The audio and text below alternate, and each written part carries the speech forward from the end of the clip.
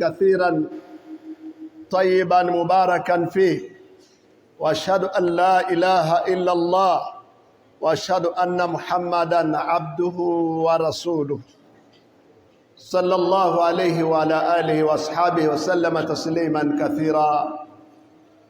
الله اكبر الله اكبر الله اكبر الله اكبر الله اكبر الله أكبر الله أكبر. أما بعد، فأوصيكم كما أوصي نفسي بتقوى الله عز وجل، فإنه وصية الله للأولين والآخرين. ndugu zangu katika imani, baada ya kumhimidi Allah tabaraka wa taala na kumtakia sala na amani mtume wetu Muhammadin sallallahu alayhi wasallam, na kuhusieni na kuihusia nafsi yangu kumcha Allah, kwa sababu wasia huo ndio wasia ambao Allah amewahusia wa mwanzo na wa mwisho. Atuambia Allah subhanahu wa ta'ala, walaqad wasaina alladhina utul kitaba min qablikum wa iyyakum an ittaqullah, tumewahusia waliokuwepo kabla yenu katika ahlul kitab, lakini na nyie pia tumekuhusieni wasia huo huo kwamba mche Allah subhanahu wa ta'ala. Ndugu zangu katika imani, siku ya leo ni siku miongoni mwa masiku ya Allah makubwa mno. Ni siku ambayo tunafurahi kwa kutimiza saumu, lakini tunafurahi kwa kutimiza kisimamo cha swala za qiyamu Ramadhani, yani tarawih. Furaha zetu sio kama furaha za watu wa dunia, kwa kufurahi kwa kumwasi Allah subhanahu wa ta'ala, kwa kufurahi kwa kutumia vitu vilivyoharamishwa. Hapana, furaha yetu ni baada ya kutimiza ibada ya Mola wetu Allah azza wa jalla. Furaha yetu tunafurahi kwa sababu ya kwamba tumeitika mwito wa Mola wetu.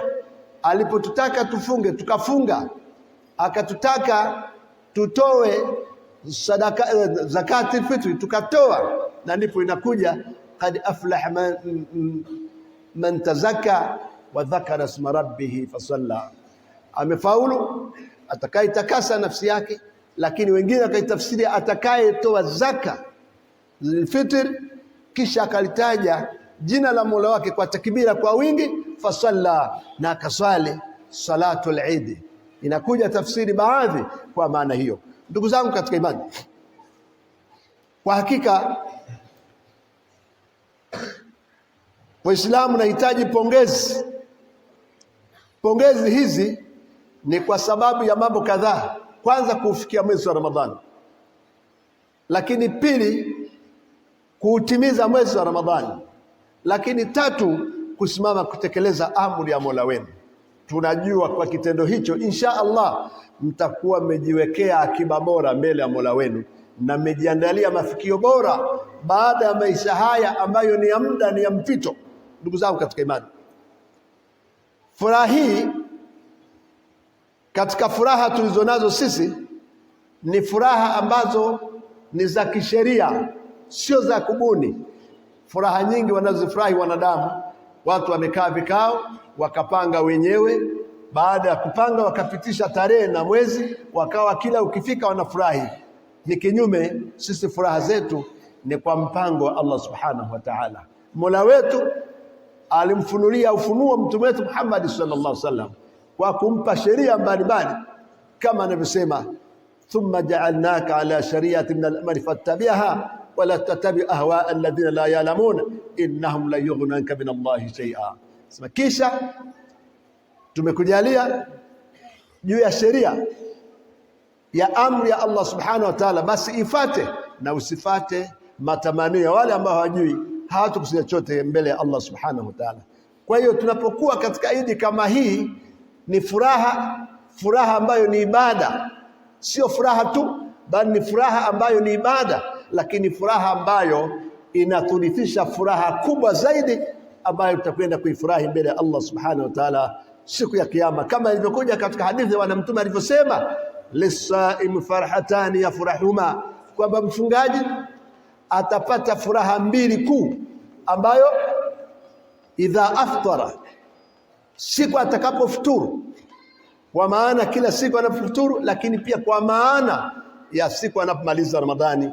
Katika Eid al-Fitr kama hii, muumini anafurahi kwa kutimiza khairi hii, lakini wa idha laqiya rabbahu fariha bisawm, lakini pia siku atakapokutana Mola wake akashuhudia malipo makubwa ambayo Allah hakuyaweka wazi duniani, aliposema Allah subhanahu wa ta'ala, kullu amali ibn adam lahu illa as-sawm fa innahu li wa ana ajzi bihi, asema ibada zote mwanadamu ni za kwake na kila jema moja ni mema 10 mfano wake, akasema isipokuwa saumu, akasema hiyo ni yangu na mimi ndio nitakayolipa. Wanasema ahlul ilm, kitendo cha Allah kutoweka wazi ni malipo gani atakayolipa saumu ni dalili ya wazi kwamba saumu malipo yake hayana mfano, ni malipo ambayo si ya kawaida, tofauti na ibada nyinginezo. Kwa hivyo mwanadamu atakaposhuhudia malipo hayo, akashuhudia khairi hiyo, itakuwa ni furaha juu ya furaha.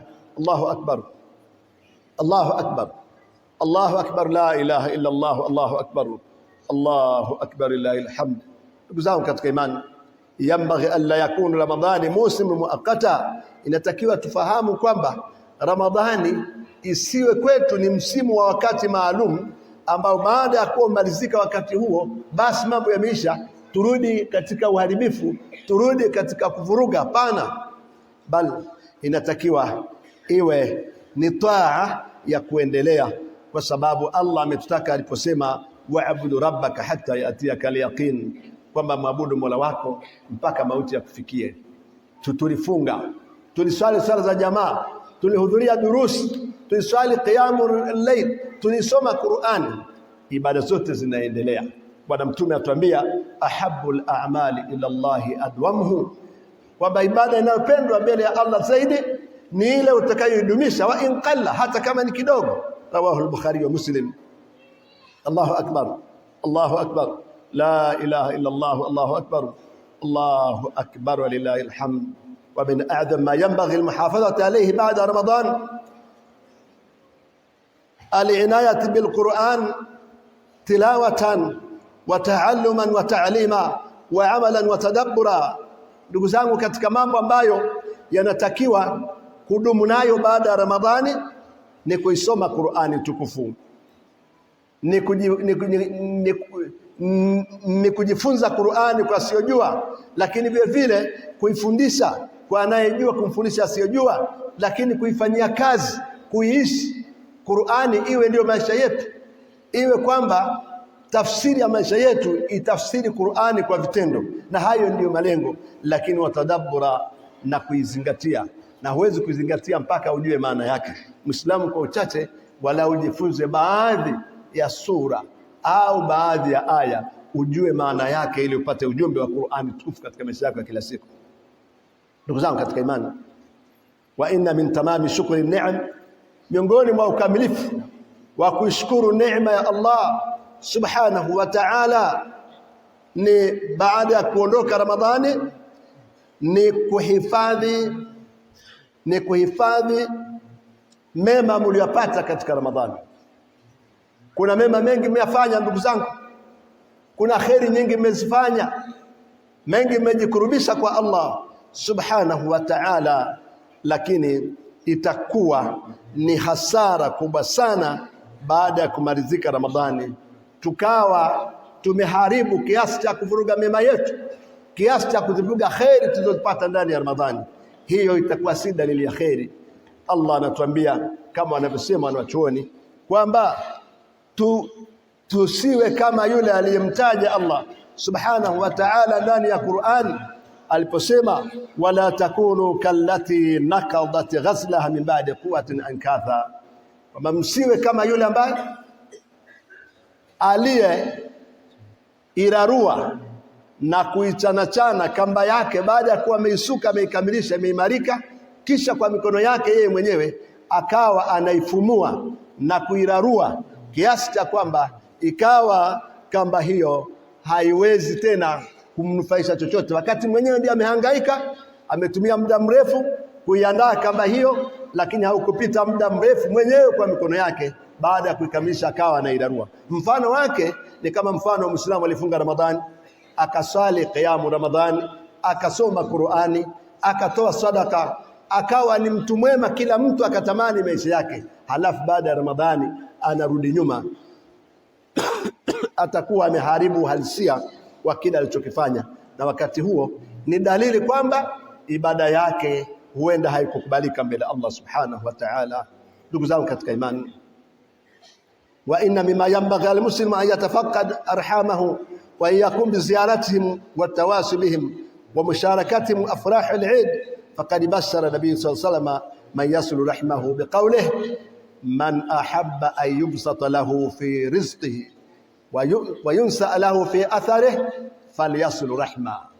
Ndugu zangu katika imani, katika mambo muhimu katika siku ya leo ambayo Muislamu anatakiwa kuyafanya ni pamoja na kuunga udugu wake, kufuatilia kwa karibu jamaa zake wa karibu, kwa kuwafanyia ziara kama itawezekana, kama wako mbali kuwasiliana nao, walao kuwapongeza kwa Idi, lakini pia kushirikiana nao katika mnasaba huu mtukufu wa Eid al-Fitr.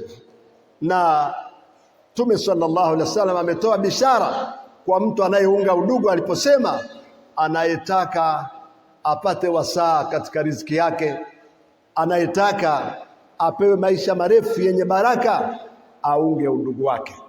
Hii ni wazi kwamba kuunga udugu kuna faida kuu mbili za haraka za duniani kabla akhira. Kwanza ni kuongezewa riziki yenye baraka, lakini pia kupewa umri mrefu ambao una baraka. Ndugu zangu katika imani, ama kwa upande wa wanawake, mcheni Allah subhanahu wa ta'ala, jihifadhini kuwa na haya.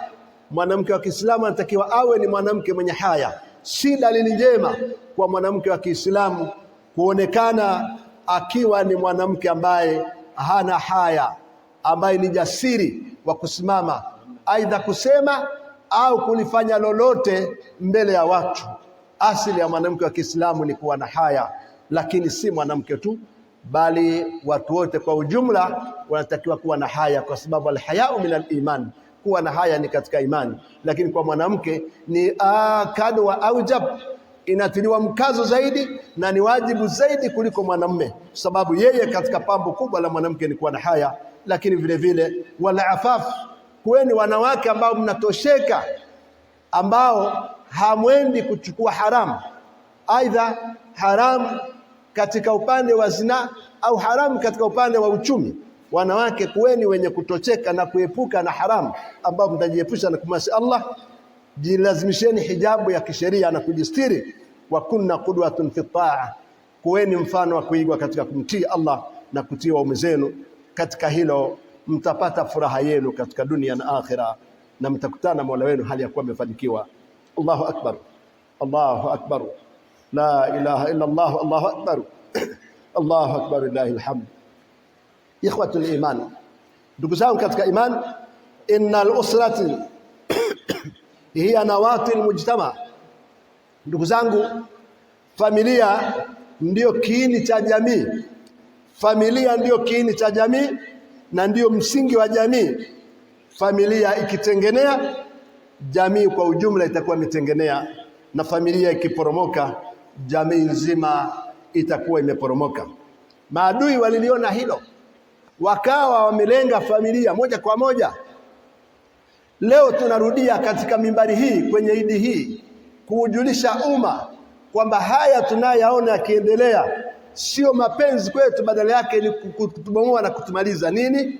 Ulipoona hii mikopo imewekwa majina mazuri mazuri, imekwenda mpaka vijijini, mpaka vitongojini, wanawake wamewekwa kipaumbele kupewa mikopo, kisa wajikomboe, sio kheri kwetu. wala kwa umma kwa ujumla, kwa sababu wao walijua ukitaka kuimaliza jamii fulani, anza kwenye familia, na familia hutoiangusha isipokuwa mshughulishe mwanamke asiwe msimamizi bora wa majukumu ya familia. Aisahau wakati huo watoto watabaki hawana malezi, kwa sababu mwanamke anazingatiwa ndiye mwalimu wa kwanza wa familia. Mwanamke ndiye mwalimu wa kwanza, na ndio maana tukaambiwa al-ummu madrasa, mama ni madrasa tosha.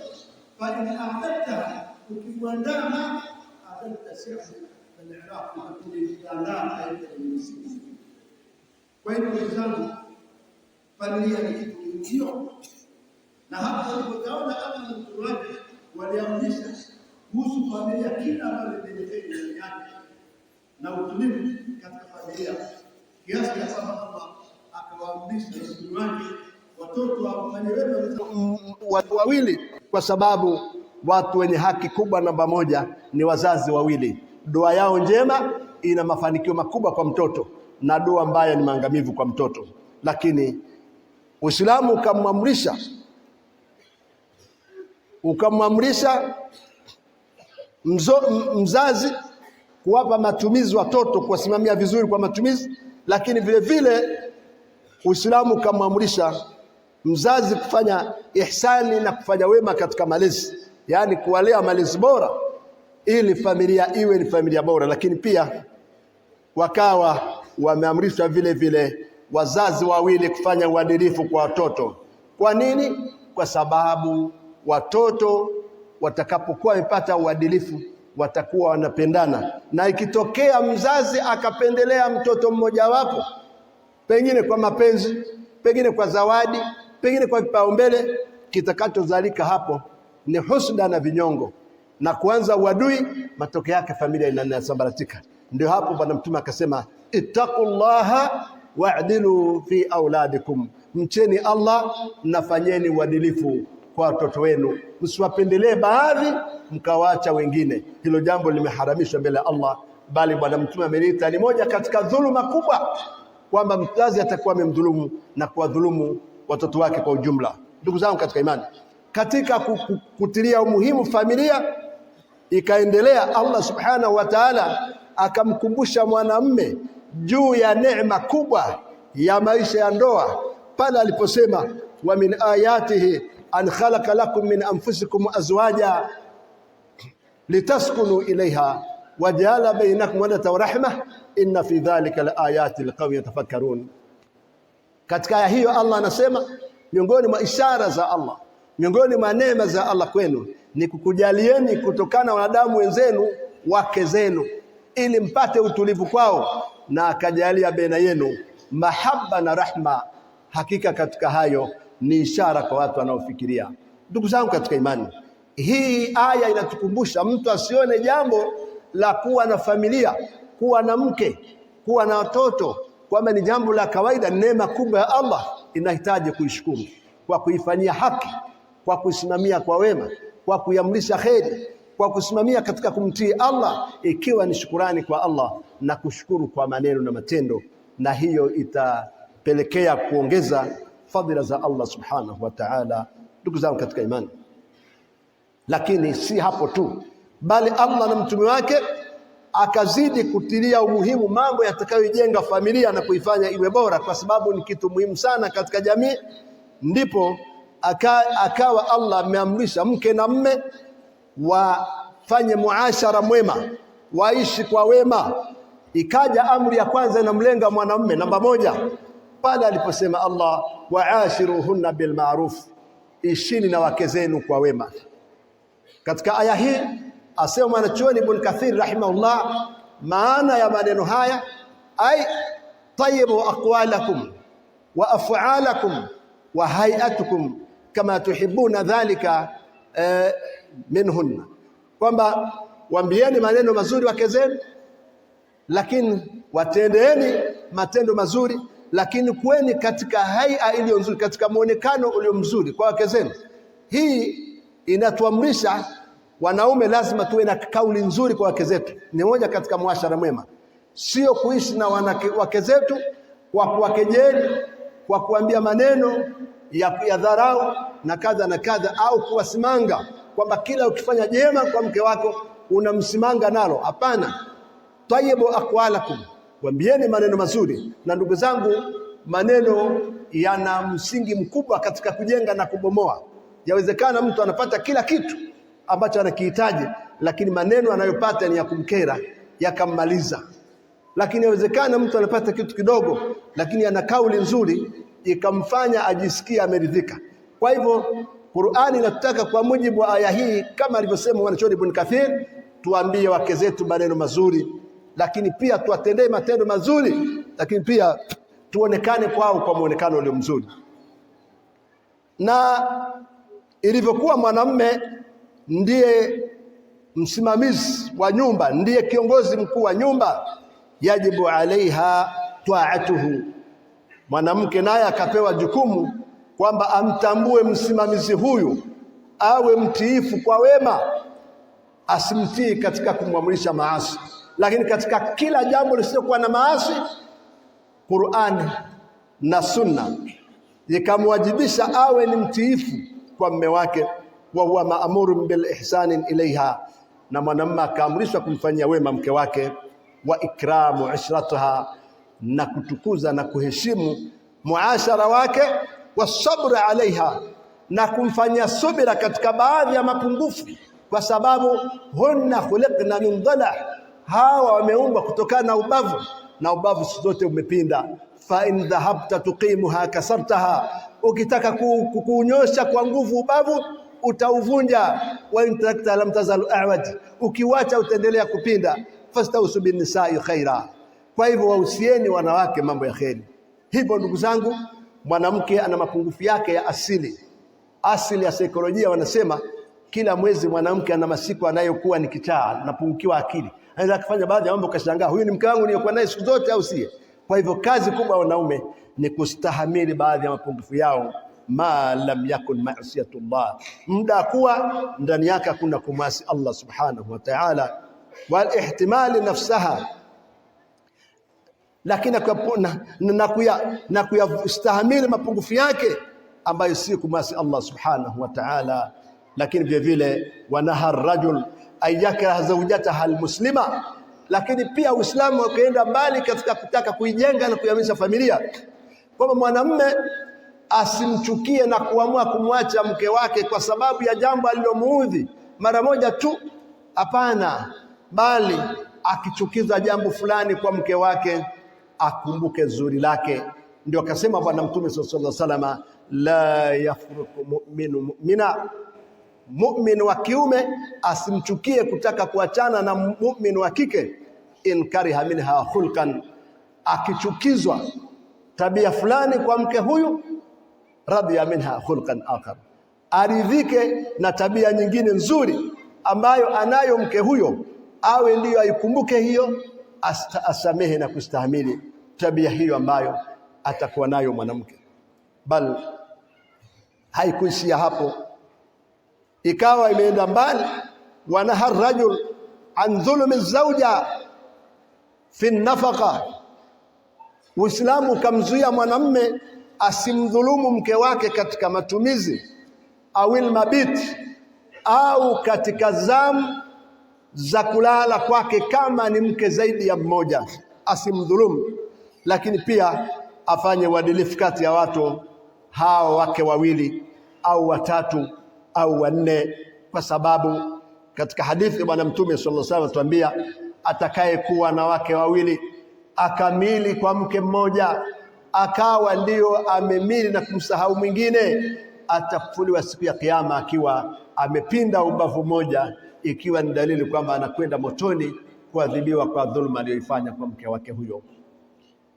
Hivyo ndugu zangu, kuna uadilifu ambao hakuna anayeweza mmoja katika wanadamu, nayo ni mapenzi ya ndani ya moyo. Lazima kama ni mke wawili au ni watatu au ni wanne, kuna ambaye atakuwa anapendwa zaidi ndani ya moyo. Lakini kazi ya mwanamume, yeye kama kiongozi, anatakiwa awe jasiri kuimiliki nafsi yake kwa yale yanayoonekana, wote wapate sawa. Kama ni masiku mawili, kama ni matatu, kama ni manne, kama ni wiki, ziwe zote hivyo hivyo. Kama ni mavazi, kama ni chakula, hiyo watazidiana kulingana na idadi yao, kwa sababu walio watu 10 hawawezi kuwa sawa na watu 5 katika chakula, lazima tofautiana, kwa sababu kuna vitu vile tofauti hapo watu wavielewe. Kuna usawa, kuna uadilifu. Usawa hauwezekani kwa sababu hata alivyoviumba Allah kuvilinganisha, vidole 5 vinazidiana, haviko sawa. Kadhalika mtu ambaye na familia ya watu 2 hawezi kanunua chakula kama aliyo na watu 10, lakini kinachotakiwa wapate chakula chenye hadhi moja, wapate mavazi yenye hadhi ambazo ni sawa sawa, masiku na kadhalika, na kila kimoja katika dhahiri. Ndani ya moyo bila shaka kuna mmoja atakuwa anampenda zaidi. Akifika katika familia hiyo, nafsi yake inafurahi zaidi, lakini isiwe ni wazi hata kidogo. Uislamu unalenga kutengeneza familia, kwa sababu familia ndio kitu cha kwanza kabla chochote kile katika kuijenga jamii. Lakini vile vile akamwamrisha mwanamke afanye muashara mwema kwa mume wake, na katika hayo wayahfidhu zawjaha, amhifadhie mume wake fi nafsiha, nafsi yake. Tunapoambiwa kujihifadhi nafsi yake, inakwenda mbali sana jambo hilo. Kwanza kwa kuvaa hijabu yake kamili. Pili, kutoruhusu viungo vyake visivyotakiwa kuonekana mwanamume mwingine kuonekana kwa mwanamume mwingine asiyekuwa mume wake. Lakini pia asiende katika maeneo ambayo yanatia shubha. Lakini tatu, asiwe katika namna ambayo inadhalilisha heshima ya mume wake. Kuna mwanamke anaweza akawa mahala au akaonekana mahala au akafanya baadhi ya matendo ambayo kiuhalisia yanamdhalilisha mume wake. Ajihifadhi, lakini pia zaidi ya hapo ajihifadhi mume wake asiweze kuzini nje ya ndoa yake. Hayo yote ni katika kujihifadhi nafsi yake. Kuna wanawake miili yao wameitoa bure, sadaka bure. Yani mpaka mtu anayekutana naye mara amempa mkono, anasalimiana, anampa mkono. Mkono huo sio haki yake, ni haki ya mume wako. Huwezi ukampa mwanamume mwingine mkono wako. Hilo jambo ni hatari sana, na watu wanaiona ni jambo la kawaida, lakini sio la kawaida, ni jambo kubwa sana. Bwana Mtume amelikemea vikali sana. Mwingine yani wanaume wanaushikashika mwili wake bila kujali, bila mipaka. Hilo jambo halifai. Labda kama ni wanawake wenzake sawa, lakini mwanamume ambaye si maharimu yake haruhusiwi, sababu jambo hilo katika kujihifadhi. Lakini si nafsi yake tu, bali anamhifadhia mali zake. Sio mwanamke wa kumdokoa, mwanamke wa kumuibia, mwanamke wa kuwa akipokonya mali zake, hapana. Bali mwanamke huyu akaamrishwa awe ni mwenye kuhifadhi mali za mume wake, lakini na watoto wake kwa ujumla, kwa kuwalea malezi mazuri, kwa kuangalia usalama wao, kuangalia hali inayoweza kuhatarisha imani zao na kuhatarisha maisha yao kwa ujumla. Yote hayo ameamrishwa mwanamke ili kulinda familia iendelee kuwa ni familia bora yenye manufaa. Wahadhara almar'ati min talabi at-talaq min ghairi sabab shar'i, lakini hapo sheria ikamtahadharisha mwanamke asiombe talaka bila sababu za msingi, kiasi cha kwamba Mtume sallallahu alaihi wasallam akasema, ayyuma imra'atun salat zawjaha talaqan fi ghairi ma ba's fa haramun 'alayha raihatul janna. Bwana Mtume katika hadithi yasema, mwanamke yote atakayeomba talaka bila kuwa na sababu ya msingi, bila kuwa na vigezo vya kisheria vinavyozingatiwa, akaomba kwamba naomba talaka, mwanamke kama huyo ni haramu kuinusa harufu ya janna. Licha ya kuingia, haikuambiwa kuingia, hapana, kunusa harufu. Na harufu ya janna itapatikana katika umbali wa miaka 500. Watu wameshaanza kunusa harufu ya janna. Mwanamke wa namna hiyo hatanusa harufu ya janna. Kwa hivyo wanawake, mcheni Allah, acheni kukaa mnaomba talaka mara kwa mara. Fanyeni subira. Maisha ya ndoa ni safari ndefu. Kwa kawaida huwa kuna kukwazana katika maisha ya ndoa, lakini kinachotakiwa ni kusameheana na kukubaliana na kustahamiliana. Barabara ya maisha tuliomo ni barabara ndefu, na hasa ndoa ya Kiislamu inalenga watu wakifunga ndoa wote wazikane, aidha mke afe mume amzike, au mume afe mke amkalie eda, na akimaliza eda yake kama anaweza kuolewa mume mwingine fa'alan wa sahlan, hakuweza kuolewa mume mwingine basi asubiri wakutane na mume wake peponi. Sio kwamba tunaonja mara natoka kwenye nyumba hii huko kwenye nyumba hii tena. Wengine kwa sababu sio za msingi, kuna kitu wanawake amekijua siku hizi cha khulu. Wanawake wengi wanakimbilia khulu, lakini na khulu unatoka kwenye ndoa, kwenye sitra, unakwenda wapi? Maana mwanamke duniani sitra zake kuu ni mbili. Sitra ya kwanza ni kuwa kwa mume wake, na sitra ya pili ni kuwa kaburini anapozikwa. Sasa anapotoka kwa mume wake ametoka kwenye sitra kubwa. Kwa hivyo haitakiwi kwa mwanamke mpaka iwe hapana budi, hakuna namna, hapo ndipo aweze kuomba khulu, kujivua katika ndoa. Ndugu zangu katika imani, na miongoni mwa sababu za kuvunja familia ni adamul qanaati waridha bima kasama Allah. Miongoni mwa mambo yanayovuruga familia ni wanawake kutoridhika na kutotosheka na walichokiona. Na hasa siku hizi kuna mitandao, mwanamke anaweza akaangalia kwenye mitandao baadhi ya familia wanavyoishi, maisha walionayo, mafurniture yaliyo ndani, namna anavyoishi. Sasa naye anakuja, akija akiona hayo, anakuja kumdai mume wake naye aishi hivyo hivyo kama alivyoona huko. Mume hana uwezo. Inapotokea hivyo, yani ugomvi unaanza, matokeo yake familia inaharibika. Ndugu zangu, Allah anasema nahnu qasamna maishatakum bainakum fil hayati dunya wa rafa'na ba'dakum fawqa ba'din darajati yattakhidhu ba'dhum ba'dan sukhriya. Allah anasema tumeagawa maisha yenu katika maisha ya dunia, baadhi tukawainua wakawazidi wengine.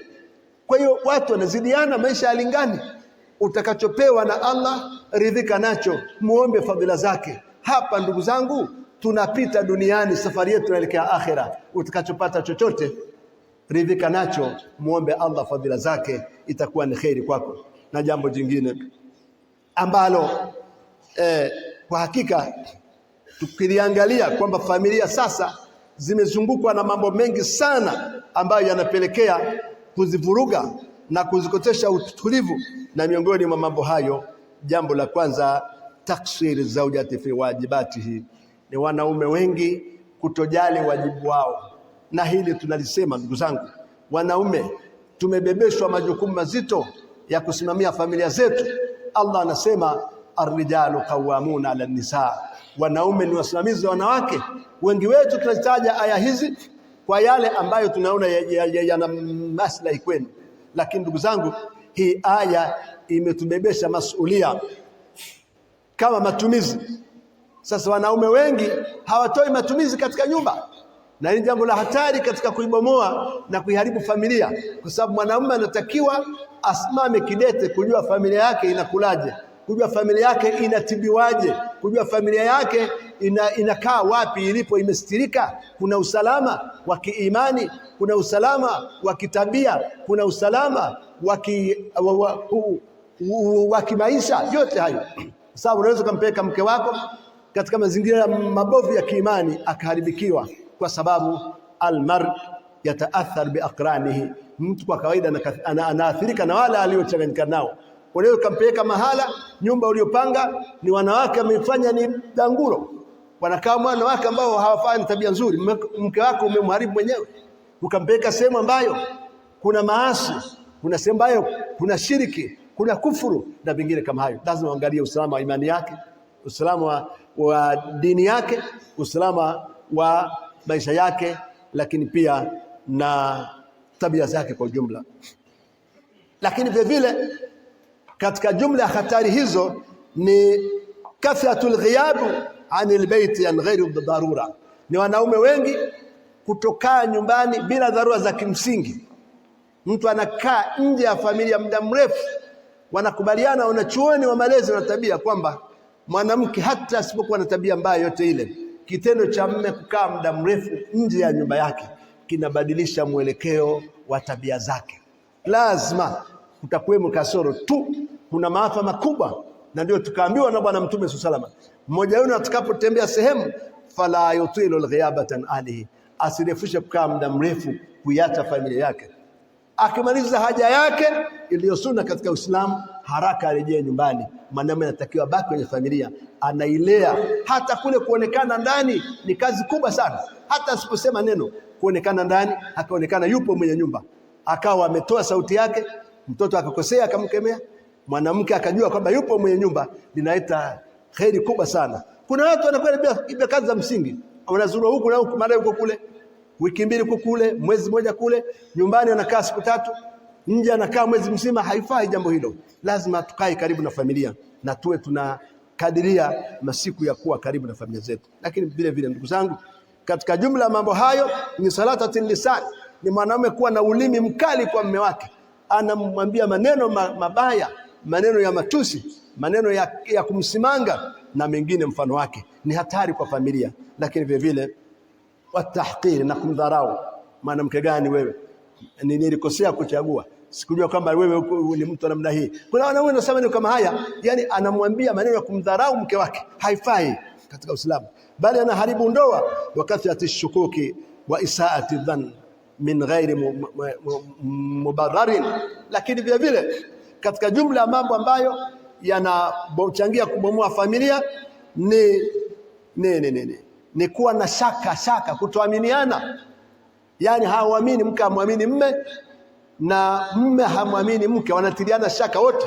Lakini vile vile na kudhaniana dhana mbaya pasina kuwa na misingi na vigezo vya kisheria na mengine. Katika jumla mambo hayo yote, hayo yanaitishia familia ya Kiislamu.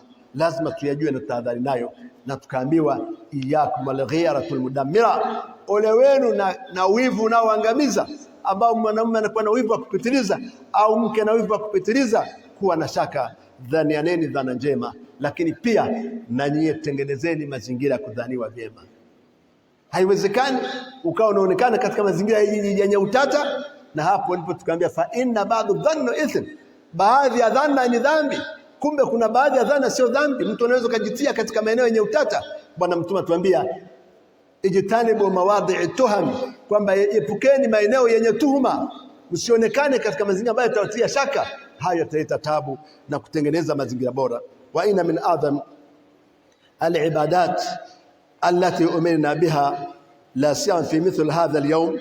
Ndugu zangu, miongoni mwa ibada kubwa tulizoamrishwa katika siku kama hii ya leo ni islahu dhati bain, ni kusuluhishana kati yetu.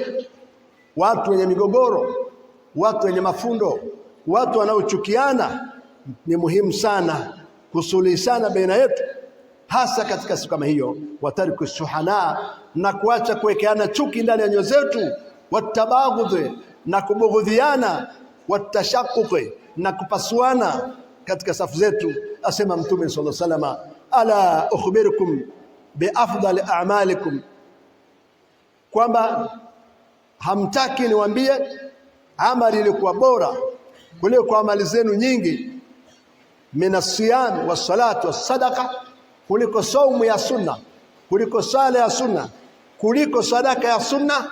Wakasema bala ya Rasulullah. Wakasema kwa nini? Tuambie ewe Mtume wa Allah.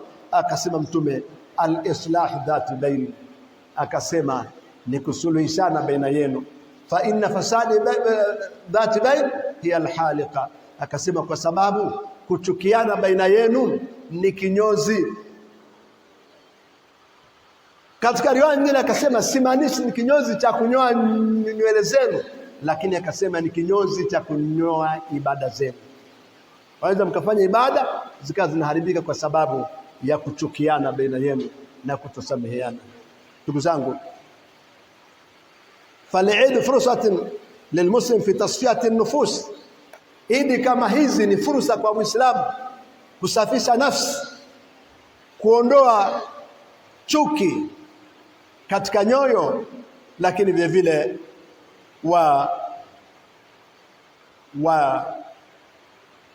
wala afwa lilmuslimin, na kuwasamehe Waislamu.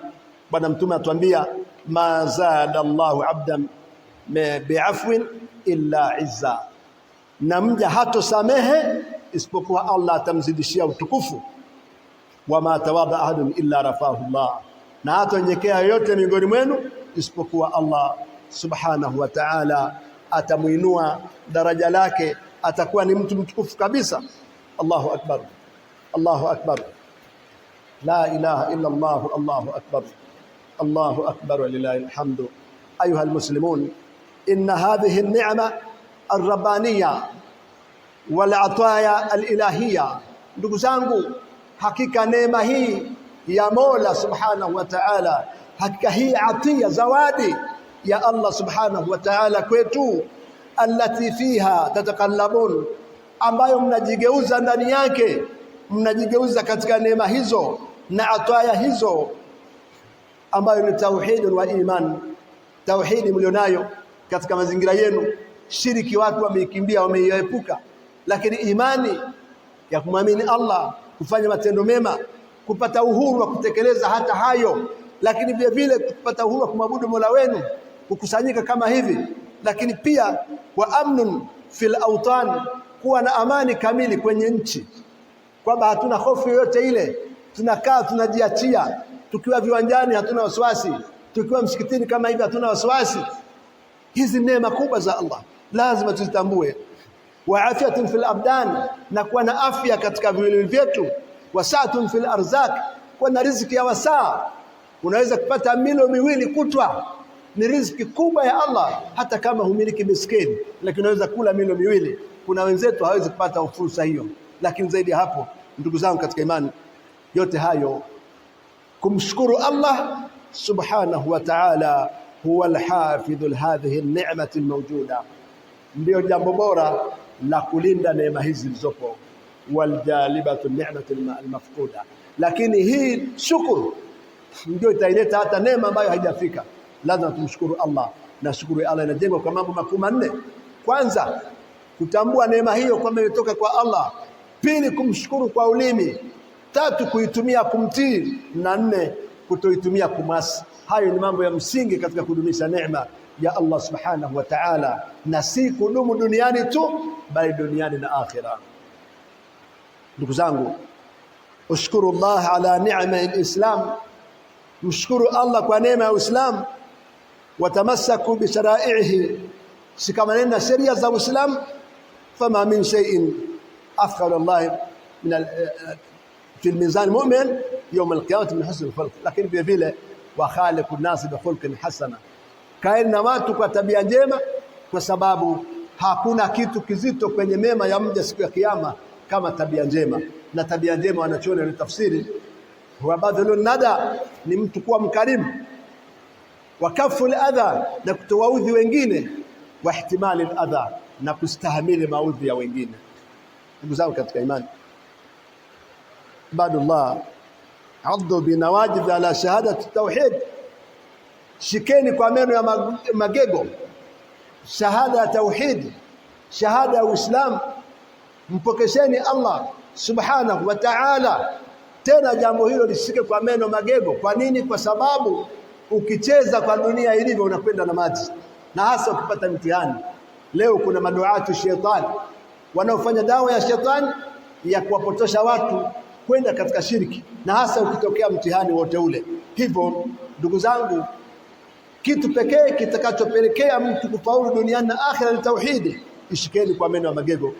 Lakini vile vile wa'malu bimuktadaha, fanyieni kazi muktadha wake katika rububia yake, kumpekesha Allah katika viumbe vyake, lakini pia katika vile vyote ambavyo Allah ametuwekea kama kuumba mbingu na ardhi na uhai wetu na riziki zetu na kila kimoja, tumpekeshe Allah katika hayo, lakini pia katika ibada zake na majina yake na sifa zake.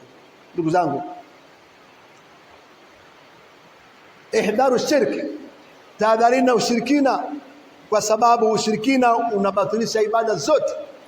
Mtu kama maisha yake yote atamwabudu Allah, atafanya kheri zote, lakini kabla ya kufa dakika moja akamshirikisha Allah, ibada zake zote zimeharibika, na anakutana na Allah akiwa amemkufuru Allah subhanahu wa ta'ala. Lakini hata kama atafanya kabla ya kutubia matendo mengi kiasi gani baada ya shirki, pia hayakubaliki. Kwa nini? Kwa sababu ashirki muhbatun lil'amali, shirki inabatilisha ibada zote. Hivyo ndugu zangu, tahadharini na kumshirikisha Allah. Allah atuambia, innahu man yushriku billahi faqad harama Allahu alayhi al-jannata wa ma'wahu an-nar, atakayemshirikisha Allah makazi yake ni motoni, na madhalimu hana kwa nusuru.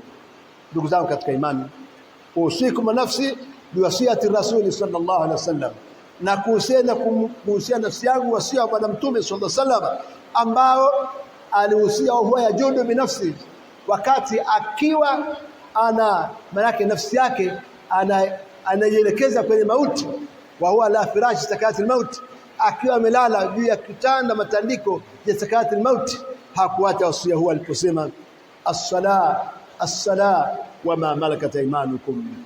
Aliposema swala kwamba na kuhusieni kushikamana na swala, lakini kuwatendea wema ambao inamiliki mikono yenu ya kuume. Ndio hapo wanachuoni makasema hakuna ibada yote katika matendo ambayo ni sawa na swala ndiyo nguzo ya pili baada ya shahada, lakini ndiyo ambayo ni ya mwisho kuondoka katika Uislamu, na ikiondoka swala hakubakiza kitu, mpaka tukaambiwa baina rajul wa baina al-shirki wal kufr tarku salam, baina ya mtu na baina ya ukafiri na shirki ni kuacha swala. Ndugu zangu, addu zakata amwalikum, toeni zaka za mali zenu, katika kitu ambacho hatukioni katika miji yetu ni zaka. Uislamu, toeni zaka. Zaka ina faida nyingi mno. Kwanza ni nguzo ya Uislamu, lakini pili ni tahara ya mali zako. Tatu ni sababu ya kulindwa mali zako. Nne inamridhisha Mola wako, utaikuta mbele ya Allah. Lakini tano, zaka ni sababu ya kupata baraka na kuongezeka mali zako. Ndio hapo akapendekeza baadhi ya wanachuoni kwamba katika upande wa mali na biashara na dhahabu na fedha na vilivyo mfano wake, wakapendekeza kuna njia mbili za kupitia mtu kutoa zaka ambazo zimekuja kisheria. Kuna njia ya dhahabu na kuna njia ya fedha. Lakini katika njia ya dhahabu kiwango chake kinaanzia takriban kwa pesa yetu ya Tanzania huenda kwenye milioni kama 11 hivi.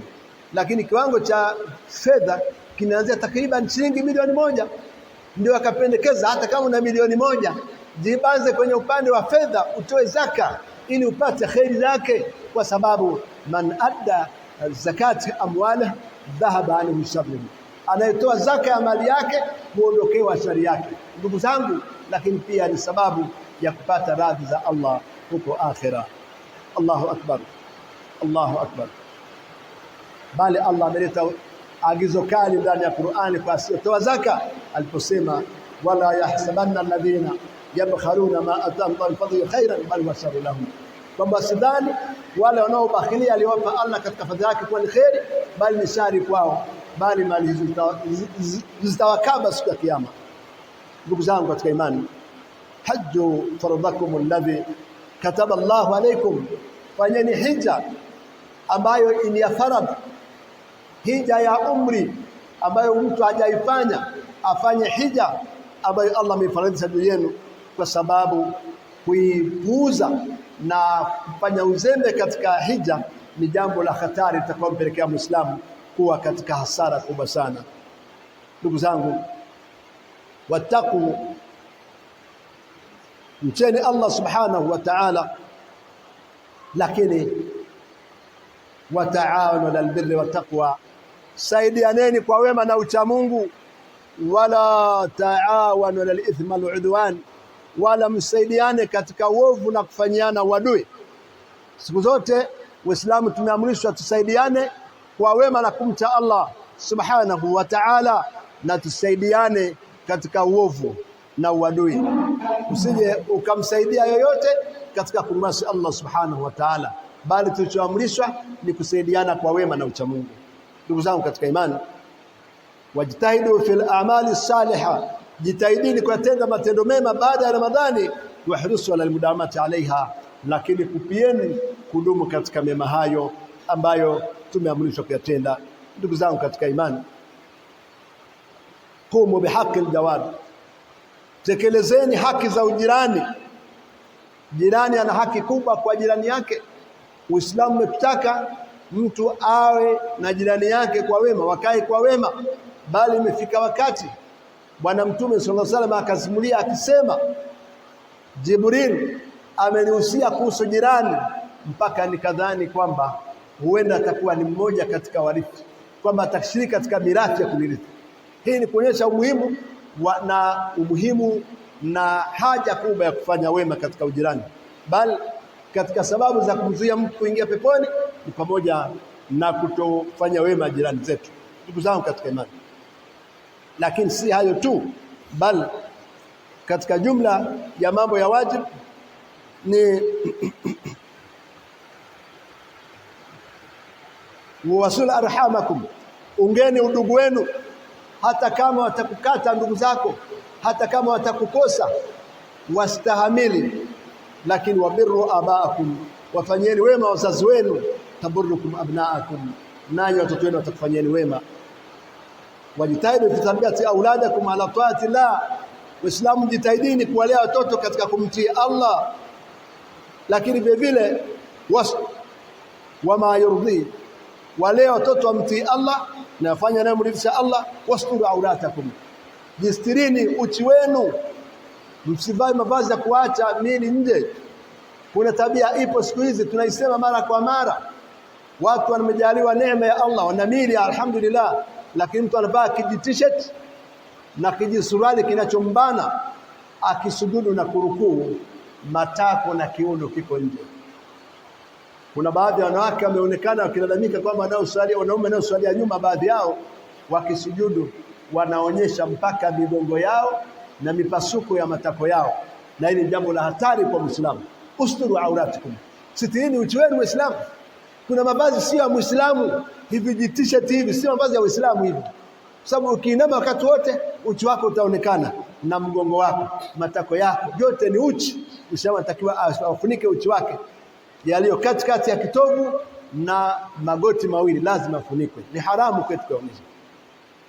Lakini ndugu zangu katika imani, wasturu aurati banatikum, wastini mabinti zenu na wake zenu kwa ujumla kwa kuvika hijabu ya kisheria na kuwasimamia katika hilo. Hii ni amri ya Allah. Wahadduhunna lal satr wal hijab, wahimizeni wake zenu na mabinti zenu juu ya sitra na hijabu.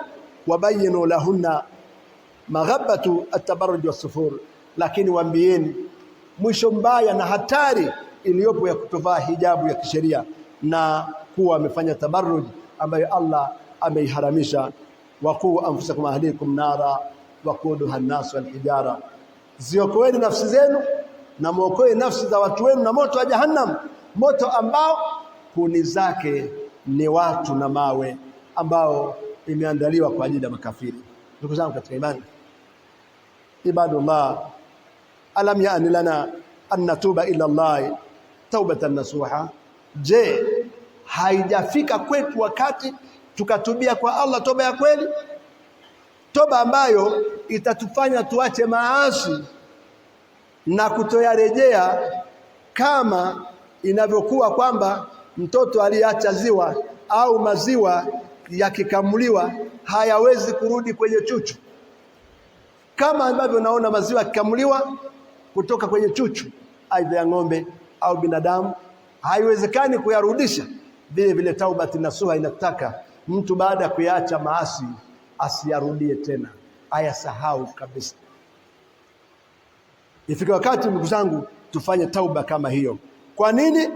Kwa sababu toba ya namna hiyo itatufanya tuache matendo ambayo ni sababu na ni njia ya kupata adhabu za Allah wa zawali ni'am, na kuondoka neema, kwa sababu almaasi tazulu ni'am, kumasi Allah kunaziondoa neema ambazo walizokuwa nazo watu.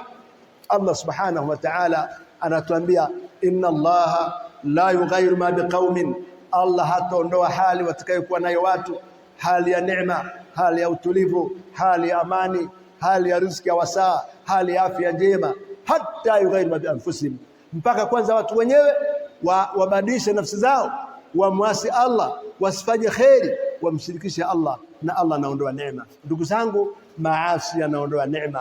Maasi yanaleta ghadhabu ya Allah na adhabu zake. Maasi yanaleta shari na matatizo. Tutubie kwa Allah toba ya kweli. Ramadhani ilikuwa ni fursa muhimu ambayo ilituandaa tuweze kuwa ni watu wema. Hebu tuendelee na wema huo, tutubie toba ya kweli na tuache maasi. Ndugu zangu katika imani, kullu minkum ala thurati min amali, kila mmoja afahamu kwamba yeye ni mlinzi kwa nafasi yake wa dini hii. Kila mmoja Ni sawa ni shekhe, ni sawa ni ustadhi, ni sawa ni mtu ambaye ni muumini wa kawaida. Sote kila mmoja ana jukumu lake, ni mlinzi ambaye analinda dini hii, ambaye anailinda isiweze kuangamizwa. Kwa hivyo ukiwa kazini kwako, kazi yako uitumie iwe ni mlinzi wa kulinda Uislamu. Lakini vile ukiwa katika nyanja zako zote za kazi zako utakazokuwa nazo, lakini hata katika familia yako, lakini vile hata katika namna yote ile utakayokuwa nayo, hakikisha wewe ni mlinzi wa kulinda dini yenu, bali wewe uwe ni mtu ambaye unautangaza Uislamu, unatangaza nembo ya Uislamu. Wewe matendo yako, maneno yako, maisha yako yasimame kufanya da'wa, kiasi cha kwamba maisha yako yaseme kwa ulimi wa hali kwamba kuweni mfano wangu mtafanikiwa. Na hivyo ndivyo wafanya masahaba. Wao watu walijileta tu. Wanahistoria wanasema nchi ya Indonesia ni visiwa vilivyokuwa mbali sana, vinaishi kipagani, hawajui dini. Lakini masahaba walikwenda kule kufanya biashara. Walipofika kule, miamala yao, miashara yao, maisha yao kwa ujumla yaliyofanya wa Indonesia kutamani dini hii, wakaingia bila dawa yote ile. Watu wakauliza sema kweni kama sisi na nyie mtafaulu. Watu wakasilimu. Leo hii nchi yenye Waislamu wengi duniani kwa idadi ni Indonesia. Hata katika hija ndio inaongoza kupeleka watu wengi kuliko nchi yote. Kwa nini? Kwa tabia. Muislamu wewe ni mwakilishi, ni nembo. Unaposimama hadharani ukafanya tendo baya, sio wewe wanasema unaona Uislamu. Ukifanya jambo la kheri wanasema Uislamu umefanya jambo kadhaa. Hivi ndivyo ilivyo. Ujue hivyo usijue, hivi ndivyo ilivyo. Ndugu zangu, kuwa ni msimamizi na mlinzi mzuri wa dini, wala usibomoe kwa mtendo wako. Ndugu zangu, na wasia huu unaelekea moja kwa moja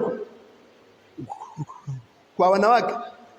Ittaqina Allah fi anfusikunna, wanawake mcheni Allah kwa nafsi zenu. Ittaqina Allah fi taati azwajikunna, mtiini Allah katika kuatii waume zenu. Leo dunia inawaita kwenye haki sawa kwamba mwe 50-50, lakini wapi ni waongo.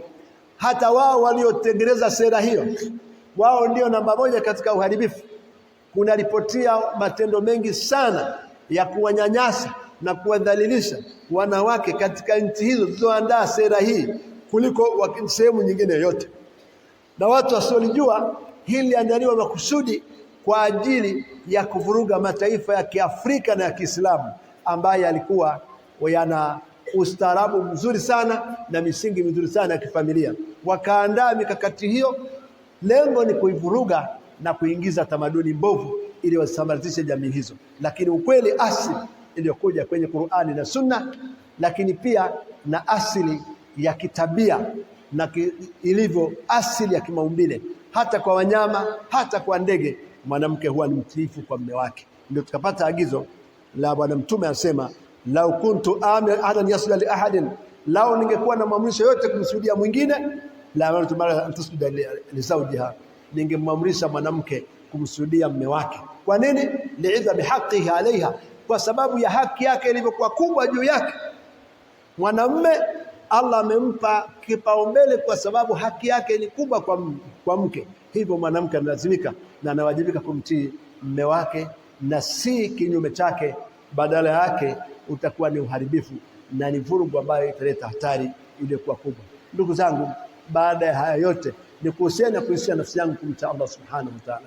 Lakini ndugu zangu, ikiwa tumeimaliza Ramadhani, tulikuwa tunafunga, bado mbele yetu kuna funga nyingi, tukianza na siku 6 za Shawwal. Hizi zimekuja zimeambatana na Ramadhani kiasi cha kwamba tumetajwa katika hadithi ya Bwana Mtume kwamba atakayefunga Ramadhani akafatisha siku 6 za Shawwal ni kama amefunga mwaka mzima.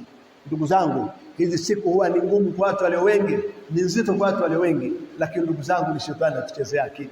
Ni siku chache mno. Hebu tujitahidi Waislamu tusizipuuze siku hizi. Na inajuzu kwa mtu kufunga siku moja moja kama ni mvivu, hawezi kufunga mfululizo, lakini iliyo sunna mara tu baada ya Eid mtu aanze azifunge mfululizo ni bora zaidi. Lakini mwezi huu wote wa Shawali, kama wewe ni mvivu, ni mnyonge wa kutofunga, basi angalau kila wiki ufunge siku 2, wiki 3 umemaliza, au ufunge siku 3 pumzike, siku 3 nyingine umalize. Lakini hakikisha Muislamu usikubali kuzipoteza siku 6 hizi. Lakini ndugu zangu, kama tulikuwa tukiswali tarawih, qiyamul layl inaendelea mwaka mzima, hebu tusimame usiku. Muislamu swali qiyamul layl, hata kama wewe ni mvivu wa mwisho, walau swali raka moja ya witri, sababu imefika wakati katika Uislamu hana kigezo cha kutoa ushahidi, kwa mujibu wa mwanachuoni Abu Hanifa, kwamba hana kigezo cha kutoa ushahidi mtu asiyeswali witri, kwa maana sio mwadilifu. Kwa hiyo swali hata kama ni witri. Na kama wewe ni mtu unasinzia, huna uwezo kuamka kabla hujalala, kwa sababu ipo baadhi ya dalili zinaonyesha baadhi ya masahaba wamehusiwa kuswali witri kabla hawajalala. Kwa hivyo basi swali kabla hujalala, lakini kama unaweza kuamka kuswali sehemu ya mwisho usiku ni aula zaidi. Ndugu zangu, kama tulikuwa tukisoma Qur'ani, ndio wakati huu tunatakiwa tuendelee kuisoma Qur'ani na kuizingatia na kuifanya ni mwongozo wetu. Tutaweza kufanikiwa mbele Allah subhanahu wa ta'ala. Kila kheri tulifanya katika Ramadhani tuiendeleze, sababu katika dalili ya kukubaliwa ni kuendelea na kheri baada ya kumaliza kheri moja, na hiyo ndio amri ya Allah, fa idha faragta fansab, ukimaliza ibada moja ingia ibada nyingine. Ndugu zangu katika imani, kuna watu wanaishi mwaka mzima hawezi kufunga isipokuwa ni Ramadhani na Ramadhani. Muislamu umepata hasara sana ukiwa hivi. Hebu jizoeze siku 3 kila mwezi, jizoeze Jumatatu na Alhamisi, jizoeze kuna Arafa mbele katika Dhulhijja, kuna siku 10 za Dhulhijja, kuna Yaumu Ashura, zote nifunga hizo. Tuogelee katika khairi, tudumu katika khairi ndugu zangu, tutapata khairi za Allah subhanahu wa ta'ala. Ala wasalli wa sallim ala al-hadi al-bashir kama amara dhalika al-aziz al-hakim. Inna Allaha wa malaikatahu yusalluna ala an-nabi ya ayyuhalladhina amanu sallu alayhi wa sallimu taslima. Allahumma salli ala Muhammad wa ala ali Muhammad kama sallaita ala Ibrahim wa ala ali Ibrahim, wa barik ala Muhammad wa ala ali Muhammad kama barakta ala Ibrahim wa ala ali Ibrahim innaka Hamidum Majid. Wa arda Allahumma li sahabati tabi'in wa man tabi'ahum bi ihsan ila yawm الدين. اللهم اعتق رقابنا من النار، اللهم اعتق رقابنا من النار، اللهم اعتق رقابنا من النار. اللهم تقبل منا لما كان ضيفنا وتقصيرنا، اللهم تقبل منا صيامنا وقيامنا، اللهم تقبل منا صيامنا وقيامنا، اللهم تقبل منا صيامنا وقيامنا. ربنا آتنا في الدنيا حسنة وفي الآخرة حسنة وقنا عذاب النار، والحمد لله رب العالمين، وصلى الله وسلم على نبينا محمد وسلم، والحمد لله.